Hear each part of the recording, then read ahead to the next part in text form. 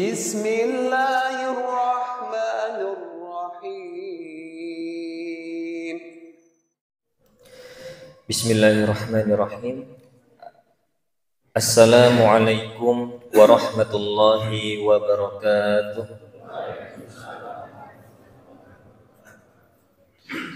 Alhamdulillahi rabbil alamin. Wabihi nasta'inu ala umurid dunya waddin. Wassalatu wassalamu ala ashrafil anbiya'i wal mursalin. Wa ala alihi wa ashabihi wa man tabi'ahum bi ihsanin ila yaumiddin, amma ba'du. Bapak Ibu hadirin Jamaah Masjid Utsman bin Affan rahimakumullah. Tiada ungkapan yang lebih indah selain ungkapan rasa syukur kita kehadirat Allah Subhanahu wa taala yang telah melimpahkan nikmat dan karunia-Nya sehingga pada kesempatan kali ini kita masih bisa melaksanakan serangkaian ibadah sholat Isya yang nantinya akan dilanjutkan ibadah sholat tarawih dalam indahnya kebersamaan. Salawat dan salam semoga senantiasa tercurah pada junjungan kita Nabi Agung Muhammad sallallahu alaihi wasallam beserta keluarganya, sahabatnya, dan para pengikutnya yang insya Allah istiqomah menjalankan sunnah-sunnahnya. Bapak Ibu hadirin rahimakumullah, di pertemuan yang lalu, masih ingat Pak materinya? Tentang apa? Lupa. Kalau menu buka kemarin ingat Pak? Oh ingat. Kurma, oke. Baik, Bapak Ibu, ya di dua pertemuan pekan lalu, ya di Ahad lalu dan kemarinnya lagi, saya membawakan tema tentang akhlak dermawan. Iya. Nah, di mana akhlak dermawan ini? Ya, kemarin sudah saya bahas bagaimana keutamaannya, kemudian manfaatnya. Kenapa kita dianjurkan untuk menjadi orang yang dermawan? Maka di kesempatan kali ini saya ingin membahas tentang lawannya dari dermawan, yaitu sifat bakhil, ya, atau bahayanya sifat bakhil. Terlebih saya menyampaikan bukan ingin untuk menakut-nakuti, tapi untuk kita pelajari bersama dan kita jauhi sifat bakhil ini. Ya. Jangan sampai nanti pulang dari sini saya nakut-nakutin gitu ya, mlebu neraka dan lain sebagainya. Okay? Baik, Bapak Ibu rahimakumullah, di kesempatan kali ini saya akan menyampaikan tentang 3 bahaya yang bisa terjadi kalau kita memelihara atau kita memiliki sifat bakhil yang ada dalam diri kita atau sifat pelit. Jadi ada sebuah pepatah atau ada sebuah kalimat yang memiliki makna yang sangat bagus dan ini disampaikan oleh Ali bin Abi Thalib. Beliau menyampaikan bahwa al-bakhilu ya'ishu 'aishal fuqara wa yuhasabu hisabal aghniya. Kata Ali bin Abi Thalib, orang kikir, orang yang bakhil hidup di dunia itu seperti orang fakir. Namun kelak di akhirat ia akan dihisab sebagai orang kaya. Maka kalau dalam konteks keseharian kita, orang yang bakhil ini sama seperti seseorang yang sebenarnya kaya tapi berlagak sebagaimana seperti orang miskin. Mau dikelompokkan sebagai bagian dari orang fakir juga tidak pantas, karena ia juga termasuk dalam golongan orang yang berada.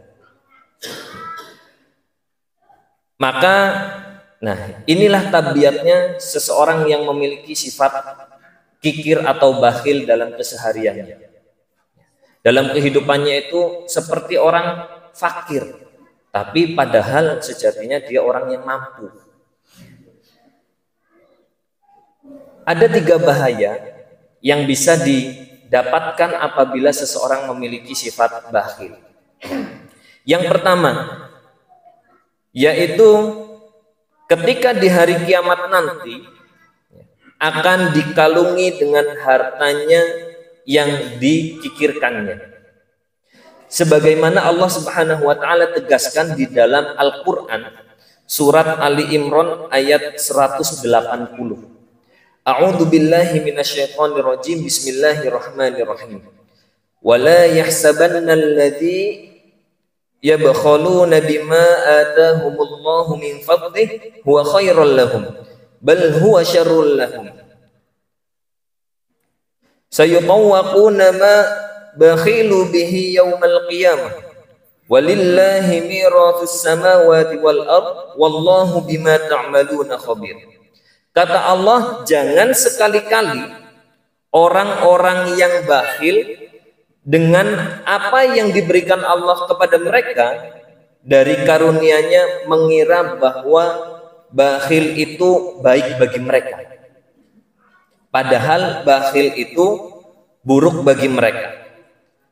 Apa harta yang mereka kikirkan, yang mereka bakhilkan, itu akan dikalungkan di lehernya pada hari kiamat. Milik Allah lah warisan yang ada di langit dan di bumi. Allah Maha teliti apa yang kamu kerjakan. Jadi Bapak Ibu, ada segolongan orang yang masuk surga karena hartanya. Tapi juga sebaliknya, ada orang yang masuk neraka karena hartanya. Ada orang yang masuk surga karena ilmunya. Ilmunya banyak. Tapi juga ada orang yang masuk neraka karena ilmunya. Maka segala bentuk macam yang Allah berikan, nikmat yang sedang kita rasakan, kelebihan yang Allah berikan pada diri kita, sebisa mungkin harus kita laksanakan, kita amalkan di jalan Allah. Bukan untuk di jalan-jalan yang hal-hal itu dibenci Allah. Na'udzubillahi min dzalik. Itu yang pertama. Kemudian bahaya yang kedua, yaitu kelak akan menerima azab yang hina.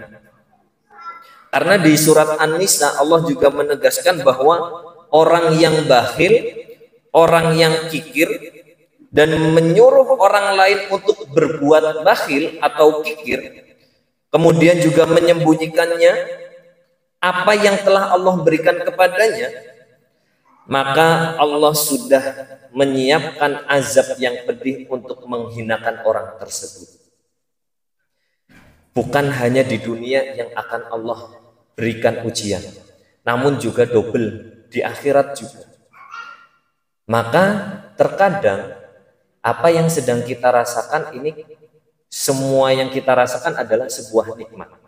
Namun sejatinya apapun yang Allah berikan kepada kita, itu semuanya bentuknya adalah ujian. Mau Allah kasih harta yang banyak, harta yang melimpah, itu mungkin buat kita kesenangan, tapi disitulah Allah sedang menguji kita. Bisa nggak kita dititipi harta yang melimpah? Bisa nggak dititipi harta yang banyak? Untuk apa harta ini digunakan? Apakah untuk hal-hal yang dicintai Allah atau yang justru malah dibenci Allah? Maka di dalam Al-Quran pun Allah menyebutkan bahwa Allah memberikan kesenangan, kemudian juga kesedihan, itu semuanya adalah bentuk ujian terhadap hambanya. Kemudian bahaya yang terakhir, yaitu yang ketiga, Allah itu maha kaya dan tidak membutuhkan harta orang yang bakhil. Karena Allah menegaskan di surat Al-Hadid ayat 24, alladzina yabkhaluna wa ya'muruna an-nas bil bukhl wa man yatawalla fa innallaha huwal ghaniyyul hamid.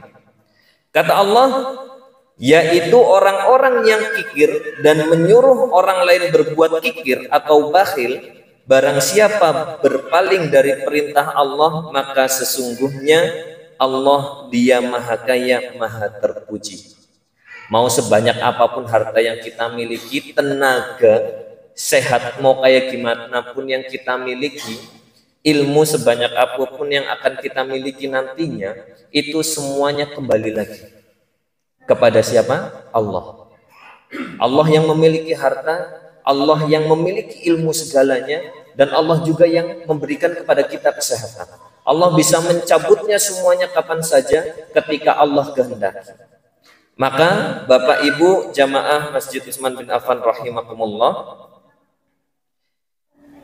tidak patut bagi kita sebagai umatnya Nabi Muhammad untuk memiliki sifat atau akhlak bakhil. Karena ini akan menjadi bumerang untuk diri kita sendiri, baik di dunia maupun di akhirat. Karena orang yang bakhil, orang yang pelit, sudah terlihat apa yang akan terjadi dalam kehidupannya. Apakah akan didekati banyak orang atau justru malah sebaliknya dijauhi oleh banyak orang. Maka itu yang perlu kita muhasabah diri, introspeksi diri dari sekarang. Jangan sampai ada satu titik sifat bakhil yang tertanam dalam diri kita. Mudah-mudahan apa yang saya sampaikan pada kesempatan kali ini di bulan Ramadan kali ini bisa bermanfaat untuk diri saya pribadi dan juga jamaah sekalian. Aqulu qouli hadza fastaghfirullah li wa lakum subhanakallahumma wa bihamdika asyhadu an la ilaha illa anta astaghfiruka wa atubu ilaik. Assalamualaikum warahmatullahi wabarakatuh.